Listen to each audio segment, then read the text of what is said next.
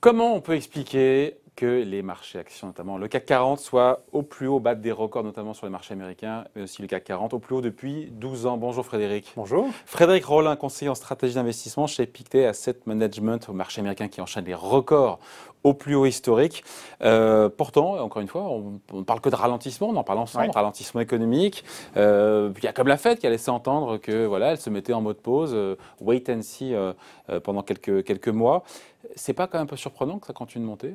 Alors, je crois qu'il y a ces dernières semaines, on a eu plutôt finalement des bonnes nouvelles du côté économique. C'est vrai qu'il y avait plusieurs questions. D'abord, voilà, on a ce ralentissement, mais on se posait la question, est-ce que le consommateur va tenir? Et au fond, les chiffres de l'emploi, notamment qu'on a eu la semaine dernière, et puis la révision du mois auparavant, elles sont plutôt révision à la hausse. À la hausse, voilà. C'est-à-dire sur les créations d'emplois. Exactement. Donc, on a plus que 80 000 emplois créés, plus que ce qui était prévu. En plus, avec des hausses de salaire qui finalement sont solides, mais n'accélèrent pas. Donc, au fond, le sentiment que l'emploi américain va être suffisant pour tenir la consommation, mais que finalement, les salaires n'augmentant pas trop, la Fed n'a pas à s'inquiéter. Donc ça, c'était quand même plutôt un bon chiffre. Ça éloigne, et on voit d'ailleurs la courbe des taux américains qui se redresse, ça éloigne le risque de récession aux États-Unis. Donc ça, c'était une première bonne nouvelle. Ouais. Deuxième bonne nouvelle, c'est les derniers PMI enquête auprès des entrepreneurs. Ça remonte. C'est la première fois que ça remonte le mois dernier depuis longtemps. Ça remonte l'épaisseur du trait. Oui, c'est l'épaisseur du trait, mais bon, ça avait tendance à baisser. Disons que ça stabilise même. Allez, je veux bien accepter, mais en revanche, ce qu'on a... Ah, donc c'est ça, pardon, je vous coupe, c'est ça que c'est le pari que font les investisseurs aujourd'hui, c'est que finalement, peut-être qu'on va rester au fond de la piscine, mais qu'on l'a touché. Voilà, voilà, les risques de récession sont éloignés. On se pose la question, est-ce que ça peut rebondir? Et effectivement, quand on regarde les données, notamment de commerce mondial, les PMI, les enquêtes auprès des entrepreneurs pour ce qui concerne les exportations, là, on a une remontée très très forte. Et les PMI export nous indiquent finalement une croissance sur 12 mois du commerce mondial. Ce sont des signaux faibles, mais qu'il faut quand même regarder, ça?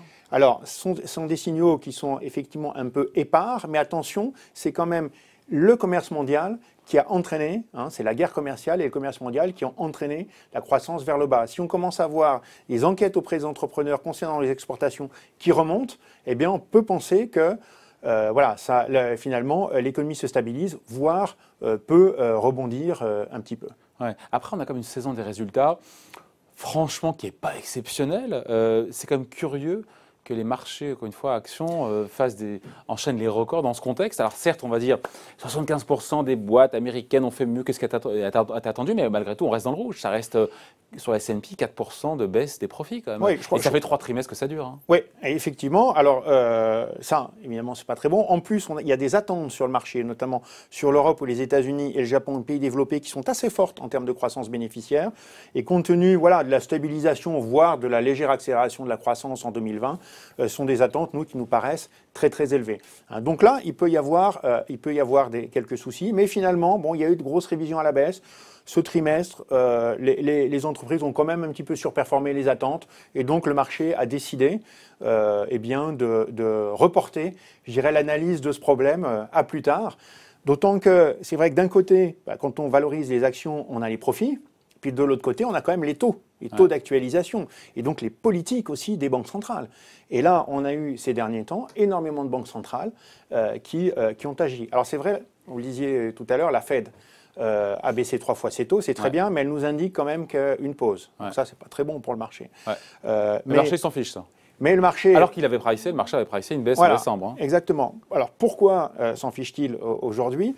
C'est parce que on a quand même, nous on a calculé sur les 40 grandes banques centrales du monde, en fait, il y en a plus d'un tiers qui sont en mode je baisse mes taux. Donc c'est la Russie, c'est le Brésil, c'est l'Inde, c'est pas des moindres. Même la Chine maintenant a fait une légère baisse des taux cette nuit. C'est pas la Fed, mais c'est quand même beaucoup de banques centrales qui, elles, ont du potentiel. Et je pense, c'est pour ça, nous, on va plutôt aller chercher d'ailleurs sur ce rallye, si on doit jouer la continuation du rallye, plutôt sur les émergents, parce que c'est là qu'effectivement, on peut encore avoir quelques baisses des taux. Alors, je ne dis pas que les marchés vont monter, mais j'explique la raison pour laquelle aujourd'hui, les nouvelles économiques sont un peu meilleures, les nouvelles en termes de commerce mondial sont un petit peu meilleures, les banques centrales, quand même, dans l'ensemble, sont plutôt à la baisse des taux, même si la Fed marque une pause. Et donc tout ça mis ensemble, on est dans le shaker, on secoue. Les marchés, les investisseurs étaient quand même plutôt vendeurs sous-pondérés. Ceux qui ont fait monter le marché actions, c'est beaucoup les rachats d'actions des entreprises, mais finalement le positionnement des investisseurs spéculatifs était plutôt négatif. Donc voyant des bonnes nouvelles, eh bien,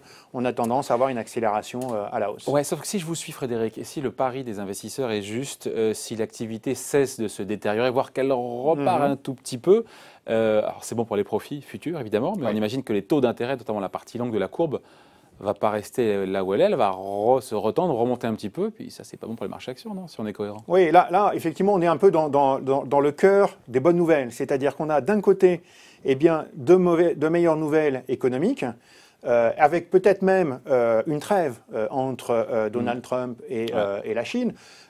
Donc trêve incertaine, mais en tout cas encore largement temporaire, partielle. Voilà, temporaire, partielle, mais enfin une trêve quand même. Donc ça peut faire un petit peu de bien au marché. Et dans le même temps, on a des banques centrales qui, en face du ralentissement que nous avons eu, eh bien, ont baissé leur taux, voire sur les émergents peuvent continuer de baisser leur taux. Donc on peut avoir à la fois un rebond de l'économie et puis une continuation de politique monétaire un peu plus accommodante. C'est la raison pour laquelle, oui, le marché, même si nous on reste un peu prudent, le marché peut continuer un peu de monter. Prudent, vous restez à quai, le train y passe. Oui, alors c'est la raison pour laquelle nous on a réinvesti aujourd'hui sur les émergents. Là, sur les émergents, on a quand même donc s'il y a effectivement une trêve dans la guerre commerciale, plus baisse des taux dans les pays émergents, là, la croissance économique peut repartir assez fortement, puisqu'en plus les émergents sont très en dessous de leur potentiel de croissance, avec notamment une Amérique latine qui croît à des très faibles taux, l'Asie qui pourrait repartir notamment sous l'impulsion des politiques budgétaires et monétaires chinoises. On peut avoir quand même sur les émergents des croissances bénéficiaires assez intéressantes, plus des baisses de taux, donc là-dessus ça peut être intéressant. Je comprends, mais cette idée, on finit là-dessus, Frédéric, sur les taux longs, si les taux longs devaient se tendre un petit peu parce que ça, encore une fois, sans dire que ça repart, mais ça cesse de se détériorer, avec des banques centrales certaines, notamment peut-être la Fed, qui en font moins. Des taux longs qui se tendent, c'est pas bon pour les marchés actions. C'est pour ça qu'on pense que les marchés actions développés, notamment les États-Unis, sont plutôt capés. C'est-à-dire qu'on peut avoir des baisses de taux encore dans les pays en voie de développement. À chaque fois sur le marché américain, et puis il continue de monter. Oui, alors effectivement, il y a quand même une machine économique qui fonctionne dans l'ensemble plutôt bien. Mais bon, on a vu quand même sur le marché américain parfois qu'on a des consolidations. Là, on commence à avoir un optimisme assez fort, une Fed qui marque une pause, des taux longs qui remontent, une croissance bénéficiaire qui paraît plutôt négative aujourd'hui et pourrait rebondir, mais pas de façon très très forte. Donc on dit attention sur ces valorisations-là, le marché américain est un peu dangereux, on se reporte plus sur les marchés émergents. Allez, merci beaucoup, merci pour ces explications signées Frédéric Rollin, conseiller en stratégie d'investissement chez Pictet Asset Management. Merci beaucoup. Merci.